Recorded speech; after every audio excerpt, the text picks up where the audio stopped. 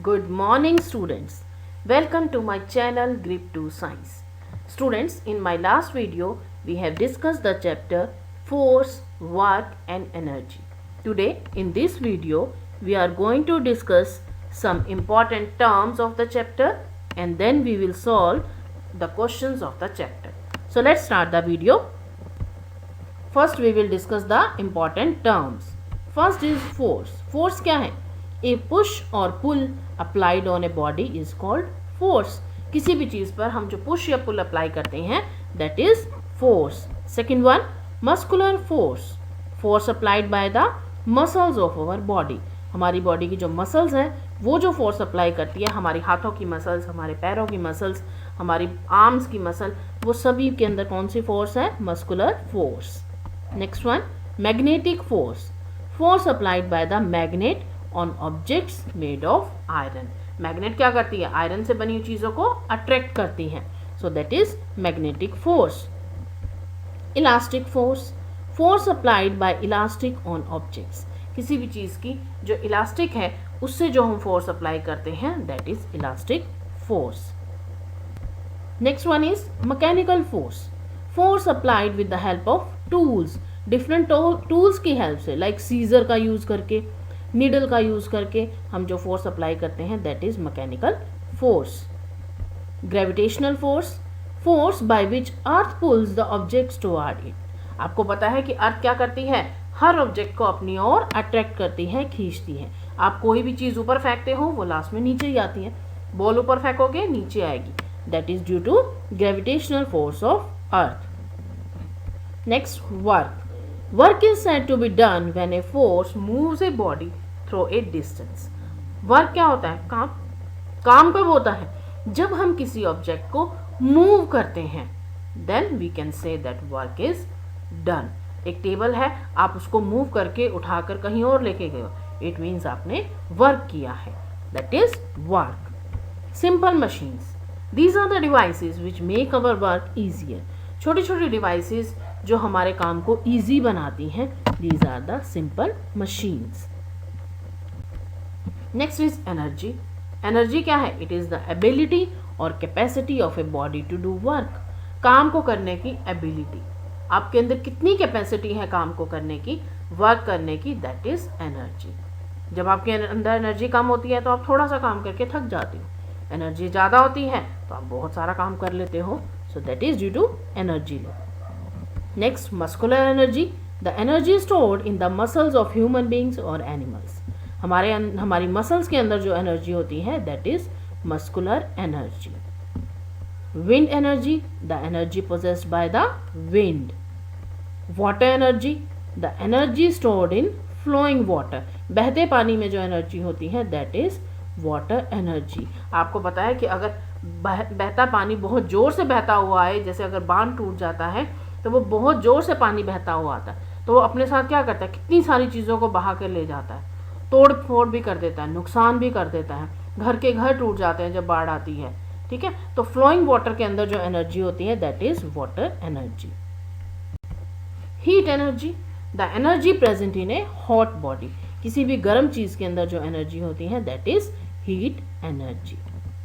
Electrical energy. The energy obtain from electricity. Electricity से जो energy मिलती है that is electrical energy. Sound energy.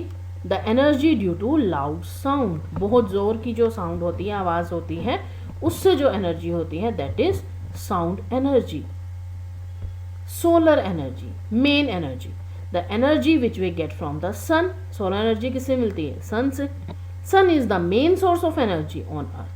हमारी अर्थ पर सबसे मेन सोर्स क्या है एनर्जी का? That is sun. Now we will solve the questions. First question is what are the things force can do. Force क्या क्या कर सकता है? A force can first move a resting object और stop a moving object. Force apply करके आप एक रुके हुए ऑब्जेक्ट को चला सकते हैं और एक चले हुए ऑब्जेक्ट को रोक सकते हैं. एक टेबल पड़ा है, आपको उसे चलाना है, मूव करना है, फोर्स अप्लाई करनी पड़ेगी. एक बॉल चलती हुई आ रही है, आपको उसे रोकना है, फोर्स अप्लाई करनी पड़ेगी.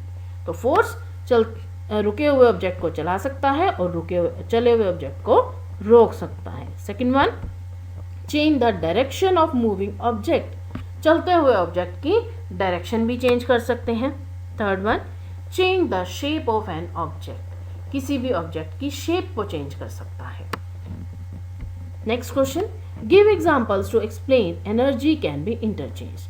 जो एनर्जी होती है, एनर्जी की बहुत सारी फॉर्म्स हमने पढ़ी थी, ठीक है, मस्कुलर एनर्जी पढ़ी हमने, लाइट एनर्जी पढ़ी, हीट एनर्जी पढ़ी, इलेक्ट्रिकल एनर्जी पढ़ी, ठीक। तो एनर्जी जो है वो एक फॉर्म से दूसरे फॉर्म में चेंज हो जाती है। उसके लिए आपको एग्जांपल देने हैं। First one is electric bulb. जो आपके घरों में बल्ब लगा होता है वो क्या करता है, इलेक्ट्रिकल एनर्जी को कन्वर्ट करता है, किसमें, लाइट एनर्जी में। जब आप स्विच ऑन करते हो तो उस बल्ब में कौन सी एनर्जी जाती है, इलेक्ट्रिकल एनर्जी, और स्विच ऑन करते ही क्या होता है, बल्ब ग्लो करता है, जलता है, लाइट निकलती है ना उसमें से। तो वहां पर क्या हुआ, electrical energy is converted into light energy. Second, solar heater. Solar heater क्या करता है, किसको यूज करता है, सोलर एनर्जी को यूज करता है। और सोलर हीटर से हम क्या करते हैं, वाटर गर्म करते हैं, पानी गर्म करते हैं ना। तो सोलर हीटर क्या करता है, सोलर एनर्जी को कन्वर्ट करता है, किसमें, हीट एनर्जी में। Next one is, why is the sun called the ultimate source of energy. अभी हमने पढ़ा कि सन को हम मेन सोर्स या अल्टीमेट सोर्स ऑफ एनर्जी कहते हैं। ऐसा क्यों, most of the energy on earth comes from sun in one form और अनदर। मैक्सिमम एनर्जी जो अर्थ पर आती है वो सन से ही आती है, चाहे वो किसी भी फॉर्म में आए, लाइट एनर्जी की फॉर्म में आए, हीट एनर्जी की फॉर्म में आए। So the sun is called the ultimate source of energy, इसलिए हम सन को अल्टीमेट सोर्स ऑफ एनर्जी कहते हैं। Next question, when do we say that work is being done. हम कब कहेंगे कि वर्क हुआ है। Work is said to be done when a force moves a body through a distance. जब हम फोर्स अप्लाई करके किसी भी बॉडी को, किसी भी ऑब्जेक्ट को मूव करवा रहे हैं थ्रू ए डिस्टेंस, पहले वो किसी और जगह पर पड़ी थी, अब आपने फोर्स अप्लाई करी तो वो किसी और जगह पर चलेगी, then we can say that work is being done. Last question is, list the different forms of energy. Energy की डिफरेंट फॉर्म्स बतानी है आपको।